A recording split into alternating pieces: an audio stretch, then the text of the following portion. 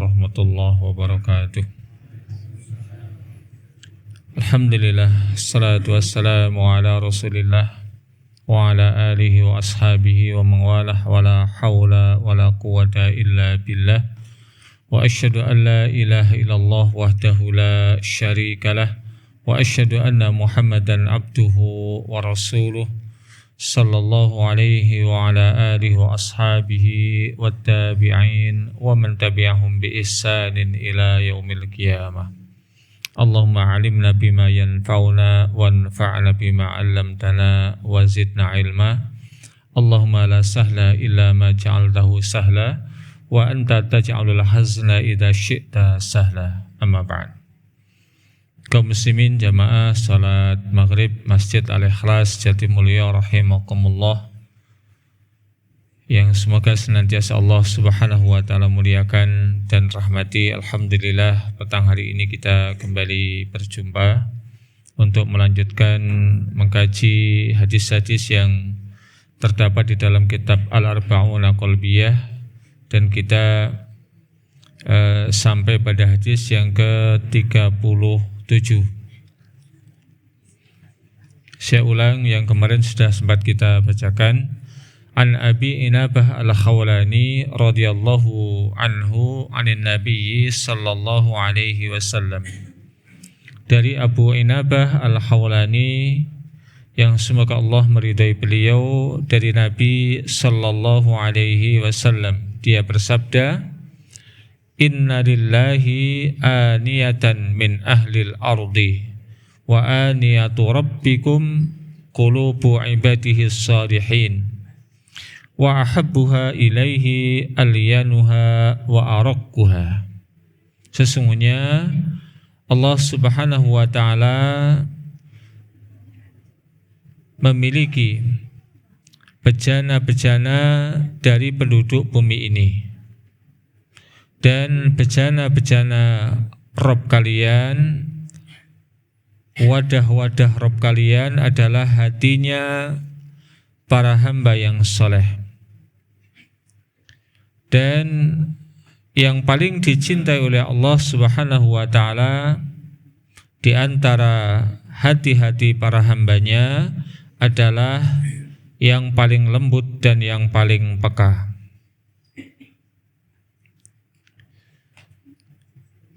Sabda Rasulullah sallallahu alaihi wasallam, Inna lillahi aniyatan min ahlil ardi.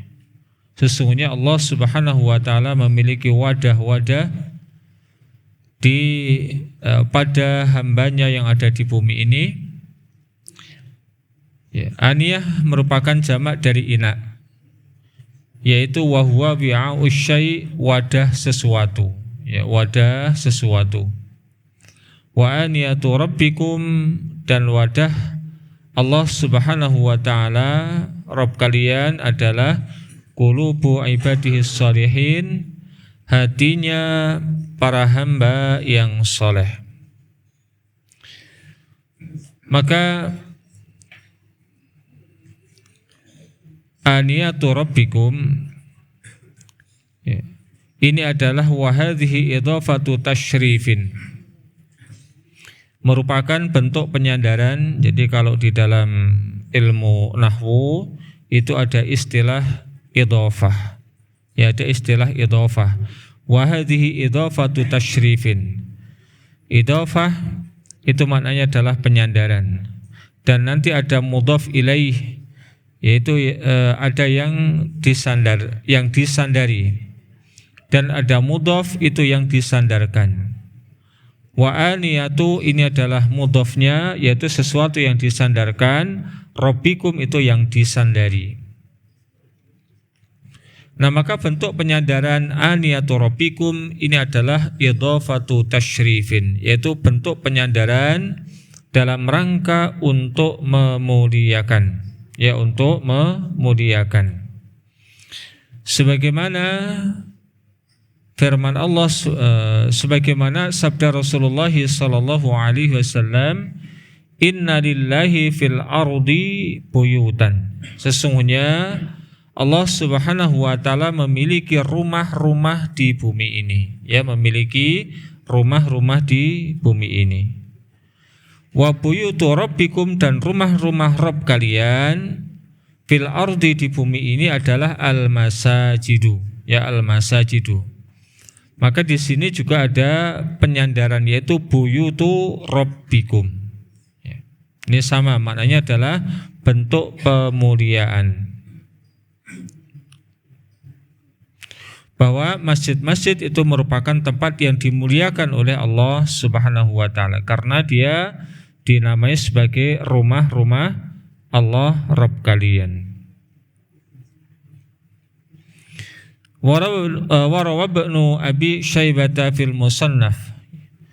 Ibnu Abi Syaibah meriwayatkan di dalam kitab Musannaf beliau bi isnadin jayyidin, dengan sanad yang baik, dengan sanad yang bagus. Ali bin Mas'udin radhiyallahu anhu, dari sahabat Ibnu Mas'ud yang semoga Allah meridai beliau. Beliau mengatakan inna hadhil quluba aw'iyatun, sesungguhnya hati-hati ini adalah wadah. Fashghaluha bil Qur'an, maka sibukkanlah untuk memenuhi hati tersebut dengan Al-Qur'an. Wala tashghaluha bi ghairihi, dan janganlah kalian sibukkan untuk memenuhinya dengan selain Al-Qur'an. Ini kata Ibnu Mas'ud radhiyallahu taala anhu, yang beliau merupakan satu di antara mufassir yang handal di kalangan para sahabat. Sampai beliau mengatakan, sungguh aku mengetahui ayat-ayat Allah Subhanahu wa taala itu turun di mana dan tentang apa, ya di mana dan tentang apa. Sehingga kalau saya tahu ada seseorang yang lebih tahu dari saya tentang turunnya ayat Al-Qur'an, maka aku akan mendatanginya meskipun dia ada di ujung dunia, kata Ibnu Mas'ud radhiyallahu taala anhu.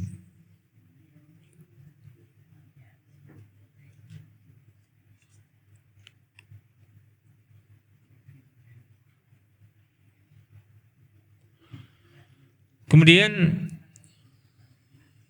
Ibnul Jauzi meriwayatkan tentang tercelanya memperturutkan hawa nafsu dari Ahmad bin Khadrawai, ya dari Ahmad bin Khadrawai. Dia mengatakan al-qulubu aw'iyatun, ya. Bahasanya hati-hati itu merupakan wadah, ya merupakan wadah-wadah. Fa idza imtala'at minal haqqi azharat ziyadata anwariha 'alal jawarih. Apabila wadah tersebut penuh dengan kebenaran, ya penuh dengan al-haq, maka dia akan menampakkan kelebihannya, ya, yang berupa cahaya itu pada anggota tubuhnya. Ketika hati seseorang itu dipenuhi dengan kebenaran, dan yang namanya penuh itu kemudian akan bleber, maka blebernya akan tampak pada anggota tubuhnya.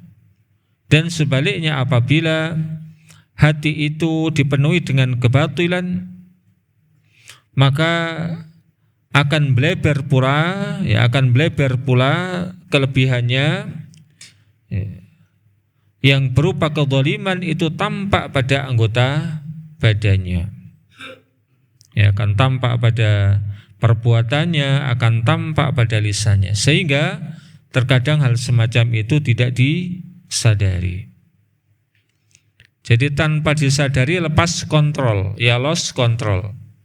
Ya, mungkin berita yang sedang viral di Sulawesi, ya, itu ada salah seorang anggota DPR, ya ada salah seorang anggota DPR, namanya Ahmad siapa loh, saya agak lupa ya.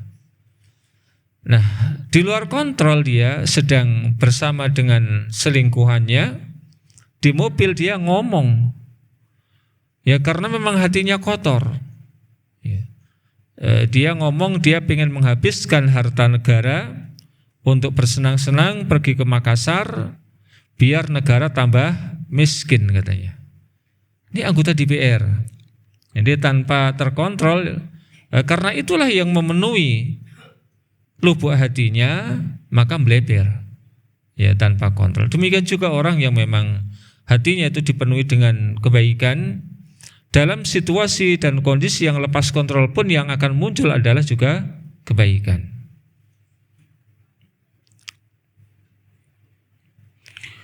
Waqala Abu Mansur As-Sa'adibi, ya Abu Mansur As-Sa'adibi rahimahullah ta'ala mengatakan, al-qulubu aw'iyatun yashrafuha ar-rifqu wa yabsutuha al-lutfu wa yafsahuha at-tamrinu wa idza tujawwiza biha hadhil khilal ilal istikrahi wal imlali kharajat an ihtiwa'i ilmin wa dhaqat an dhabti fahmin. Kata beliau, ya yang namanya hati itu adalah ibarat wadah, ya ibarat wadah. Maka kepekaan itulah yang akan menjadikan hati itu terasa lapang. Ya terasa lapang. Orang kalau hatinya lembut, itu menghadapi segala sesuatu itu dihadapinya dengan kelapangan. Kelembutan pun akan membentangkan hatinya. Ya, meskipun secara fisik hati seseorang dengan yang lain itu sama, namun dalam fungsinya itu berbeda-beda. Ya, ketika seseorang hatinya peka, lembut, maka dia akan menjadi hati yang lapang, hati yang luas, hati yang longgar. Dan akan menjadi luas juga dengan at-tamrin, dengan melakukan berbagai macam latihan-latihan yang tentu latihan-latihan yang kemudian baik.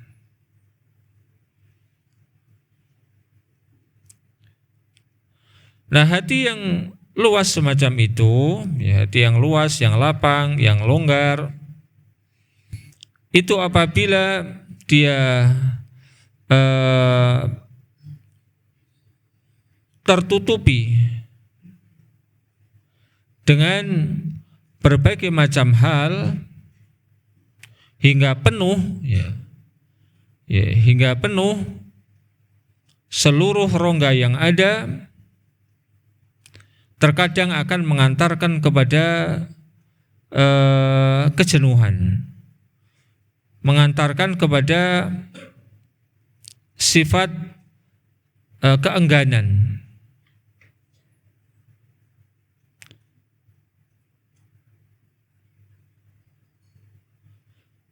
Hingga kharajat an ihtiwa'i ilmin, sehingga hati tersebut dia akan keluar dari karakteristik aslinya, sehingga dia tidak lagi mampu an ihtiwa'i ilmin, untuk menampung ilmu, ya untuk menampung ilmu.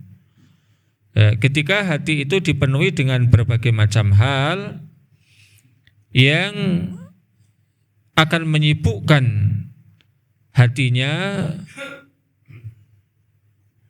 karena hal-hal tersebut adalah hal-hal yang semisal kurang produktif, maka ilmu yang seharusnya merupakan sesuatu yang produktif tidak lagi bisa ditampung, sehingga seakan-akan hati itu menjadi dhaqat, sempit dari memahami, kemudian menjaga dan mengendalikan pemahaman. Susah untuk kemudian bisa menjadi faham. Itulah kenyataan ketika hati kita terisi dengan berbagai macam hal yang kurang produktif, yang kurang baik, maka akhirnya sesuatu yang produktif, sesuatu yang baik jadi tidak tertampung. Dampaknya adalah kemudian hati itu karena kurang produktif, sulit untuk bisa memahami, menjaga, mengendalikan pemahamannya. Kemudian Ibnu Asakir di dalam tarikhnya mengatakan ataupun meriwayatkan dari Dhinnun al-Misri, ya, dari Dhinnun al-Misri. Innallaha azza wa jalla khalaqal quluba aw'iyatal ilmi. Sesungguhnya hakikatnya Allah Subhanahu wa taala itu menciptakan hati-hati itu untuk wadah ilmu. Ya, seharusnya ya untuk wadah ilmu. Sehingga ketika kenyataannya hati itu tidak dipenuhi dengan ilmu, dan ilmu yang hakiki adalah ilmu tentang Al-Quran ya, dan sunnah Rasulullah sallallahu alaihi wasallam. Maka tadi pesan Ibnu Mas'ud radhiyallahu taala anhu, hendaklah seseorang itu menyibukkan hatinya ya untuk menyibukkan hatinya dengan Al-Quran, yaitu dengan ilmu. Nah, anugerah Allah itu ciptakan hati itu sebetulnya sebagai tempat wadah untuk ilmu. Wa yuqal, dan juga dikatakan hafiztu syai' ay bisam'i wa wa'aituhu ay biqalbi. Aku menghafalkan ataupun menjaga sesuatu yaitu bisam'i, dengan telingaku, dan kemudian aku akan menjaganya, ya, aku akan menjaganya, melindunginya, biqalbi, dengan hatiku.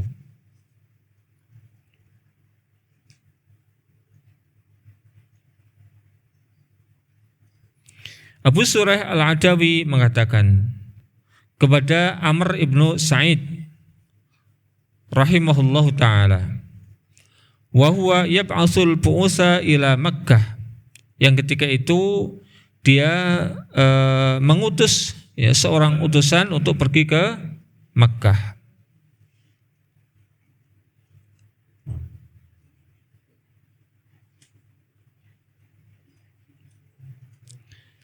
Kemudian i'dzan li ayyuhal amir, wahai amir, wahai pemimpin, ya mungkin gubernur, mungkin bupati, atau bahkan mungkin khalifah, ya, berikanlah izin kepada diriku. Uhadditska qaulan qama bihi nabiyyu sallallahu alaihi wasallam al-ghada min yaumil fath. Aku akan menyampaikan kepada dirimu satu perkataan yang Nabi sallallahu alaihi wasallam ya berdiri di esok harinya, ya di yaum di hari Fathu Makkah.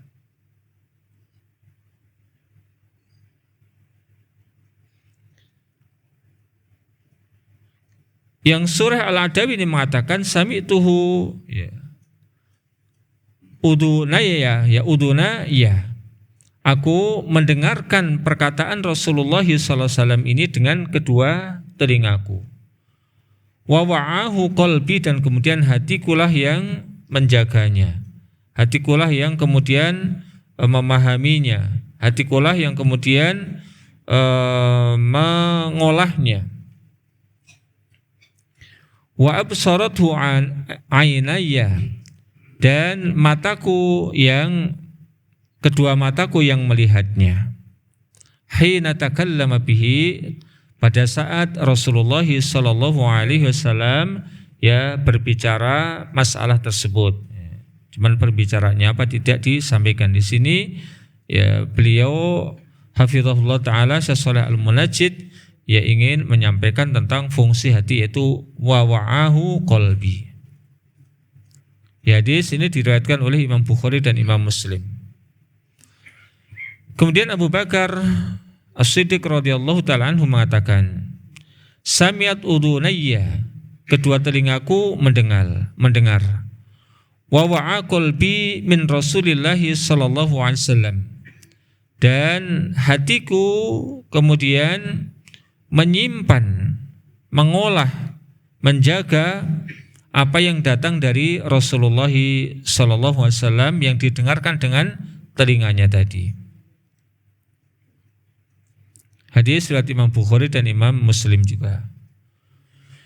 Kemudian wa fil asaril masyhuri an Ali bin Abi Thalib radhiyallahu ta'ala anhu. Dalam asar yang masyhur yang bersumber dari Ali bin Abi Thalib yang semoga Allah meridai beliau, al-qulubu aw'iyatun. Hati itu adalah ibarat wadah. Fa khairuha aw'aha. Maka yang terbaik di antara hati itu adalah hati yang mampu menyimpan, mengolah, menjaga informasi yang didapatkan baik oleh mata ataupun oleh telinganya. Bukan hati yang mati, bukan hati yang tidak bisa mengolah, menjaga dan memasak informasi yang didapatkan oleh mata dan telinganya. Kemudian Ibnu Katsir rahimahullah ta'ala mengatakan di dalam kitab beliau itu Al-Bidayah wa Nihayah, rawahu jama'atun minal huffadis thiqat, telah meriwayatkan sekumpulan dari para ulama yang mereka mendapatkan gelar Al-Hafiz, ya, para penghafal yang luar biasa, as-thiqat yang terpercaya. Wa fihi, di dalam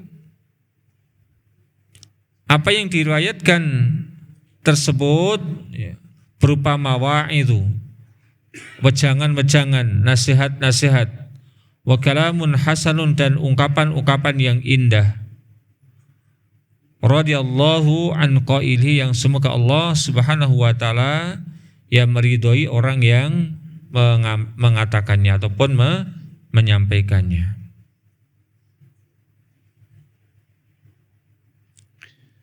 Kemudian Ibnul Qayyim Al-Jauziyah rahimahullah ta'ala mengatakan, qauluhu radhiyallahu anhu, sabda beliau ataupun sabda Ali bin Abi Thalib yang semoga Allah Subhanahu wa taala meridhoinya, al-qulubu aw'iyatun, bahasanya hati itu adalah wadah, yushabbihul qalba bil wi'a. Beliau ingin menyerupakan bahwasanya hati itu ya mirip dengan wi'a, dengan wadah, dengan bejana, ya, wal ina wal wadi sama. Adapun wadi itu adalah ibarat tempat yang cekung, lembah ya namanya, tempat yang cekung yang mampu menampung air, lembah ataupun rawa ataupun kalau di sini ya ada lembah UGM, ada lembah yang di Sleman itu apa? Embung ya, embung lah. Maka hati itu ibarat semacam itu, wadah ya, kayak ember, kayak waskom ya, kemudian juga kayak lembah, embung dan semacamnya. Kenapa? Li'annahu wi'aunil khair, karena dia akan menampung kebaikan, wasyar, namun juga akan bisa menampung keburukan. Tinggal apa yang dimasukkan oleh telinga dan pandangannya.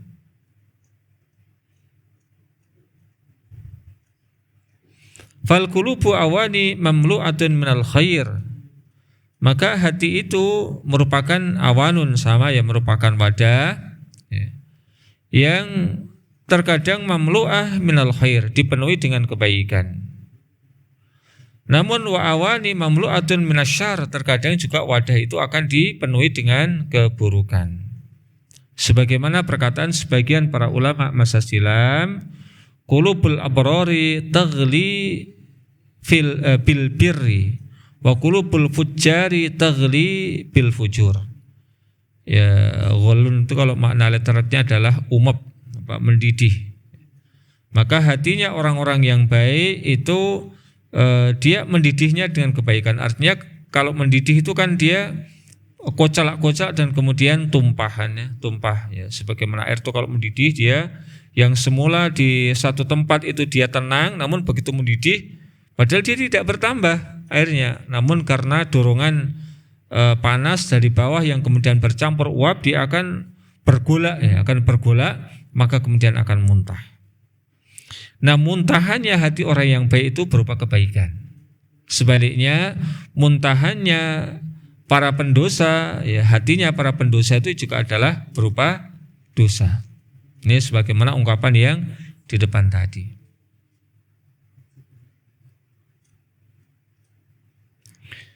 Maqala ta'ala anzala minas sama'i ma'an fasalat awdiyatun biqadariha. Ya, surat Ar-Ra'd ayat ke-17. Allah Subhanahu wa taala adalah zat yang menurunkan air dari langit. Kemudian air itu akan fasalat, akan mengalir, akan dialirkan oleh audiyatun, oleh lembah-lembah, ya sesuai dengan kapasitas yang Allah berikan kepadanya. Maka syabbahal ilma bil ma'in nazil minas sama. Allah Subhanahu wa taala menyerupakan ilmu itu dengan air yang turun dari langit. Wal quluba fi sa'atiha wa dayyikiha bil audiyah. Maka kemudian Allah menyerupakan hati-hati manusia itu dengan keluasannya dan kesempitannya disamakan dengan audiyah, disamakan dengan lembah ataupun dengan embung tadi itu ya, dengan lembah ataupun dengan embung tadi. Maka faqalbun kabirun wasi'un yasa'u ilman katsiran. Hati yang besar, hati yang luas, ya, dia akan menampung ilmu yang banyak. Kawadin kabirin wasin yasau ma'an katsira, sebagaimana embung, sebagaimana lembah yang luas, maka dia juga akan mampu menampung air yang banyak. Dan sebaliknya, wa qalbun shaghirun dhayyikun yasau ilman qalilan. Maka hati yang kecil, hati yang sempit, ya dia hanya akan mampu menampung ilmu yang sedikit pula.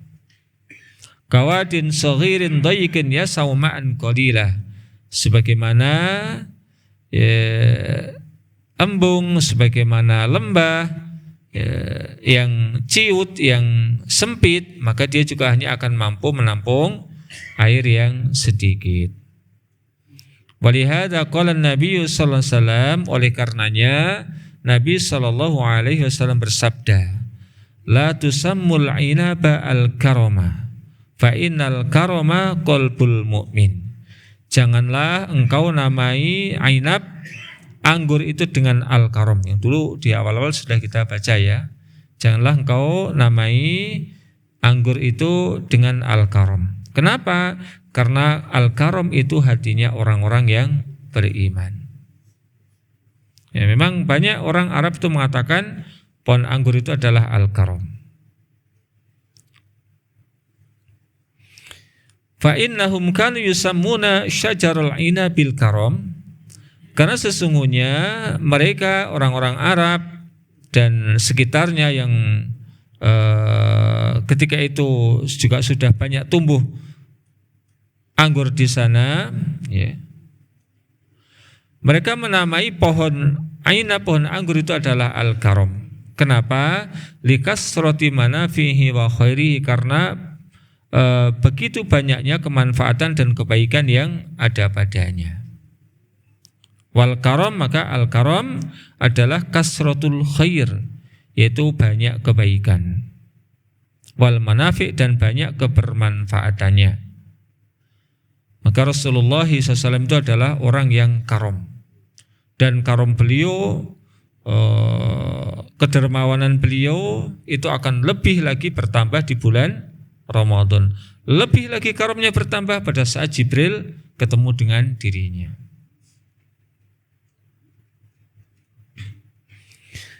Maka fa'akhbarahum anna qalbal mu'min aula bihadi tasmiyah.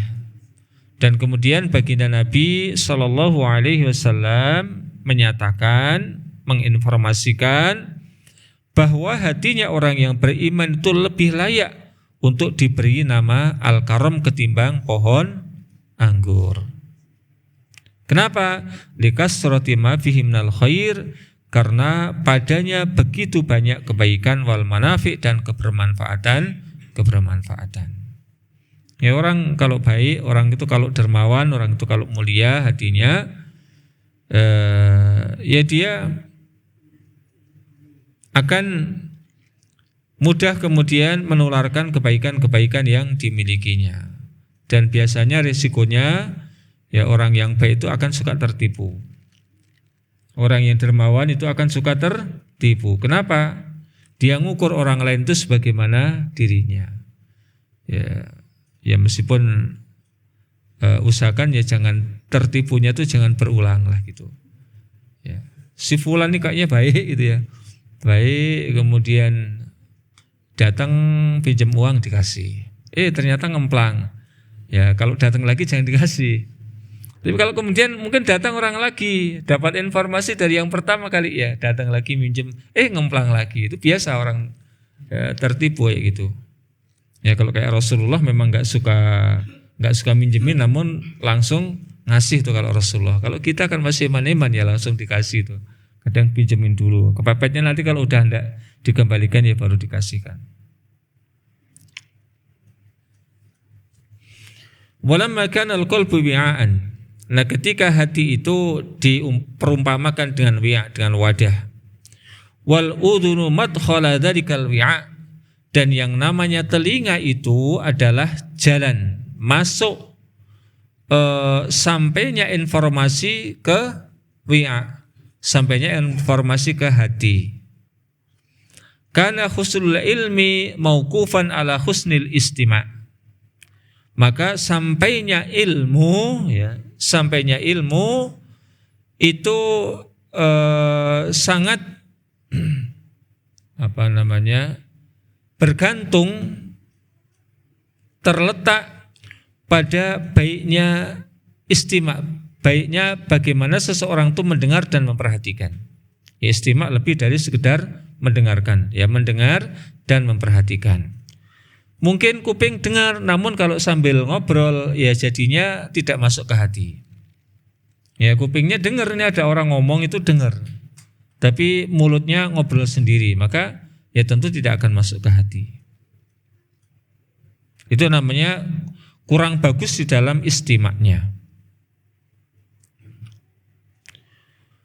Wa aqlil qalbi, ya, dan kemudian bagaimana hati itu mengikatnya, bagaimana hati itu menjaganya, bagaimana hati itu kemudian mengolahnya. Wal aqlu huwa dhabtu ma wasala ilal qalbi, dan akal itu adalah sesuatu yang mengendalikan. Ya. Akal itu adalah sesuatu yang mengendalikan apa yang sampai ke dalam hatinya, menjaga, mengolahnya, ya. Mengolah kemudian menjaganya agar tetap berada di dalam hatinya. Wa imsaku, dan kemudian menahannya, hatta la yatafallat minhu, sehingga tidak akan lari, tidak akan lepas dari hatinya. Wa minhu, dan contohnya adalah aklul ba'ir, tali ataupun kekang unta, wadabah, dan binatang yang lain, ya, binatang melata, ada sapi, kambing, dan yang lainnya. Wal iqalu lima yuqalu bihi, dan ya fungsi tali itu adalah dalam rangka untuk mengikat, menjaga sesuatu yang ditalinya. Wa aqlul insan yusamma aqlan, dan iqalnya, talinya manusia itu disebut dengan akal. Jadi yang mengikat manusia itu disebut dengan akal. Kalau akalnya sudah tidak berfungsi, sudah tidak lagi bisa mengikat, menjaga, menahan, maka ya manusia itu tidak akan beda jauh dengan binatang. Ya, tidak jauh dengan binatang. Bahkan kata Allah Subhanahu wa taala di dalam beberapa ayatnya, ya, semisal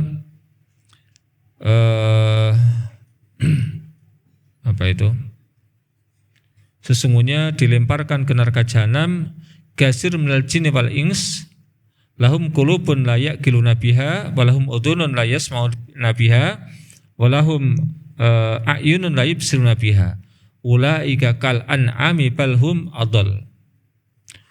Kebanyakan manusia dan jin itu yang dilemparkan ke dalam neraka karena mereka memiliki hati, namun hatinya tidak dipakai untuk mengakalnya, ya, untuk berakal, untuk berpikir. Mereka diberikan telinga namun tidak digunakan untuk mendengar, yaitu mendengarkan berbagai macam hal yang bermanfaat untuk dirinya. Dikasih mata namun tidak digunakan untuk melihat, itu melihat sesuatu yang bermanfaat untuk dirinya. Maka orang yang semacam itu tuh kata Allah kal an'am, ya, layaknya seperti binatang, bahkan bal adall, bahkan lebih hina daripada binatang. Akalnya sudah tidak berfungsi.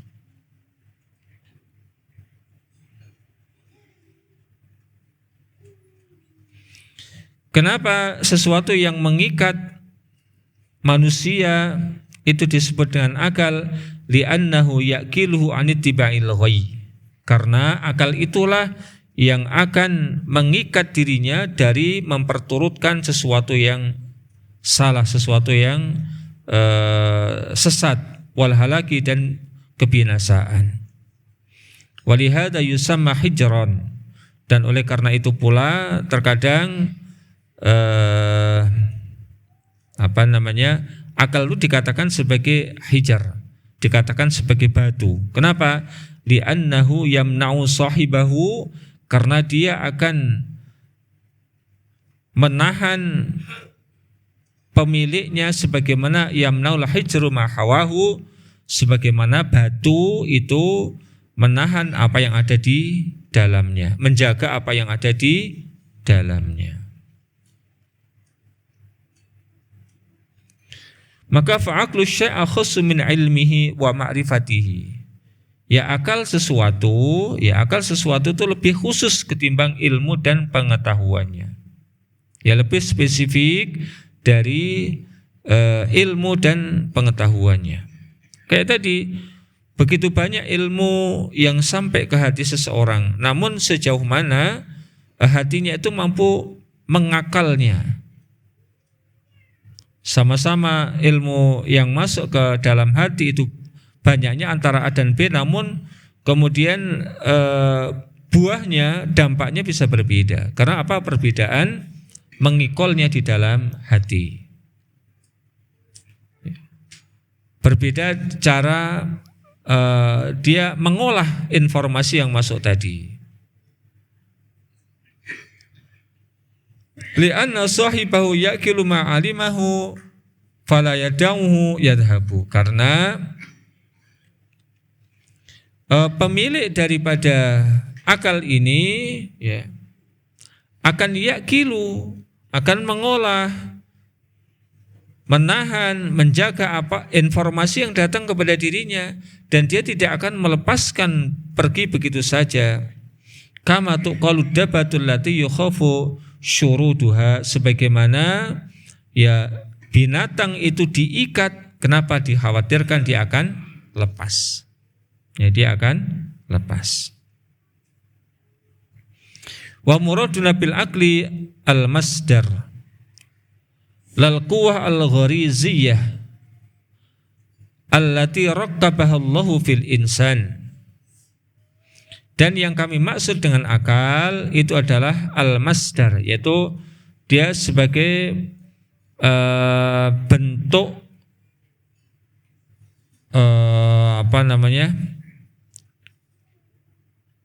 sebagai tempat, ya, sebagai pokok, ya, pokok sesuatu yang sebagai sebuah yang asal. Ya, pokok ataupun asal. Akal di sini bukan semata-mata kekuatan naluri yang Allah Subhanahu wa taala tanamkan kepada setiap manusia.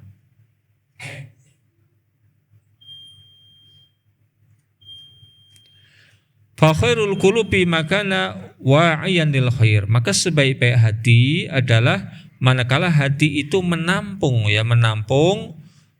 berbagai macam kebaikan, dhabitan lahu, dan kemudian mengendalikannya, mengolahnya, memasaknya, Maka walaisa kal qalbil qasi, tidak sama dengan hati yang keras, ya, hati yang mati.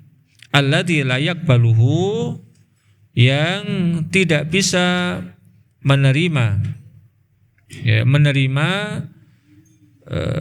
dan kemudian mengolah informasi yang masuk tersebut. Fahadha qalbun hajariyun, maka ini ibarat hati yang seperti batu, yaitu keras. Walakal ma'i al-akhraqi alladhi yakbal, dan bukan pula hati itu seperti cairan, namun cairan yang kental. Ya, seperti apa misalnya? Lem itu ya, seperti lem. Yang dia bisa menerima, walakin la yahfad, namun tidak bisa menjaganya, wala yadbit, dan tidak bisa mengolahnya. Bal khairul qulubi makana layyinan solban, akan tetapi sebaik-baik hati adalah manakala hati itu hati yang lembut, hati yang peka, namun dia memiliki prinsip hati yang kokoh. Dia yakbalu bilinihi, ya, karena hati itu adalah hati yang lembut, bukan hati yang keras ataupun hati yang protektif, hati yang kental tadi. Maka dengan kelembutannya dia akan bisa menerima berbagai macam perkara-perkara yang baik. Mayantobiu fihi, yaitu kemudian bisa terpatri di dalamnya. Wa yahfadhu suratu bi salabatihi, dan akan bisa menjaga dengan kekokohannya. Maka fal qulubu aw'ayatun lil khairi wasyarri, dan yang namanya hati itu adalah wi'a, wadahnya baik untuk kebaikan ataukah untuk keburukan. Ya, demikian yang bisa kita bacakan di kesempatan sore hari ini. Semoga memberikan tambahan ilmu kepada kita, bukan menambahkan pusing ya. Insyaallah tidak ya. Semoga menambahkan pemahaman kepada kita, ilmu yang bermanfaat pada kita semuanya. Wassallallahu wassalamu ala nabiyyina Muhammad wa ala alihi washabbihi akhiru da'wana alhamdulillahirabbil alamin. Subhanakallahumma bihamdika asyhadu an la ilaha illa anta astaghfiruka wa atubu ilaik. Billahi taufiq wal hidayah. Assalamualaikum warahmatullahi wabarakatuh. Ya, 2 pekan ke depan mohon izin tidak bisa hadir.